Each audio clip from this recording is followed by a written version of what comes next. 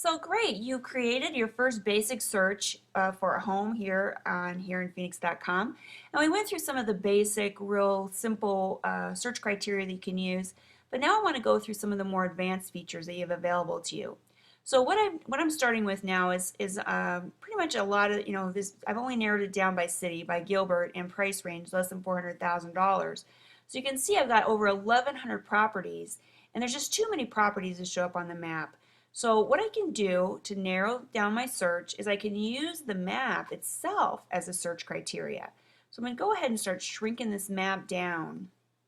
You can see now there's 11 or 1040. Now I've got it down to 220 on the map. Here I've got 63 on the map. And once the map size gets to a point where there's a manageable number of listings, I can go ahead and get individual information on them again. Now let's just say this isn't exactly where I want to look. I can go ahead and just scroll the map over and look at a different area in Gilbert. So you can see I've got a whole new set of properties here in this area. So I can use the map to hone down my search. I can also use some more advanced features of the homes. So let's just say, for example, I'm click on my features table here, and let's just say I want to find a house that has a pool. So I'm going to add that on there. Now keep in mind that anything I add on here, all of those criteria must be met. So if I say I want a pool and I want it to have an HOA, it's got to meet both those criteria. So right now I just want to look at homes that have a pool, and I've added that in, so I'm going to go ahead and click my search tab to refresh my search results.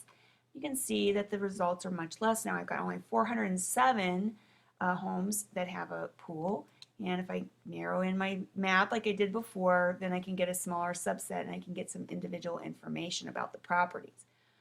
So what if I want to go ahead and want a pool, but I also want to look in a certain school district? I can enter a school here and only look for homes that are in the boundary of that school. So for example, I'm going to use Highland High School, Highland Hawks, and we've added that in. So I'm going to hit search to renew my search results, and you can see I've only got 10 houses now, 10 houses less than 400,000 that have a pool and that are in the Highland boundary.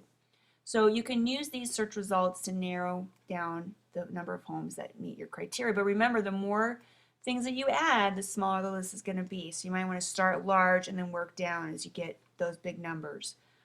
Let's just say that you're not so much interested in the features of the home, but you want a certain type of listing. For example, if you only want to look at bank-owned properties, you could come down here to the foreclosure section and say, I only want to look at bank-owned properties. Click on that little button, and boom, we've got 140 properties in here that are bank-owned properties. 138 in the map, and then 140 total. You can do the same thing with short sales if you like, if you're just interested in looking for short sales. What if you're not so much, you don't really care what type of listing it is, but you want to just look at new listings? Let's just say you want to look at things that came up on the market in the last 10 days. You can use this little window here to narrow your search down on the new listings. And vice versa, you can do it to find homes that have been on the market for a longer period of time. But you can see in the last 10 days, there have been 130 new listings in this area. So what if you want to look for motivated sellers? So people who've had their houses on the market for a while. We don't really care how long they've been on the market total, but we want to see people who've been dropping the price. So we can search by, let's just say in this case, a 5% price drop in the last 60 days. I think that's a sign of a seller who might be a little more motivated than most. And you can see there's quite a few of them, 225 total. And let's go ahead and let's see if we can pick one of these up. See if we can get some details on that price drop.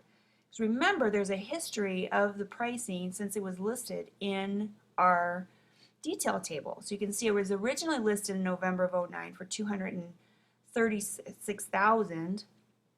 Well, I guess prior to that, but it was originally listed at $265,000, and they've been kind of playing around with the price there, but they finally dropped it down to $250,000 just today, actually.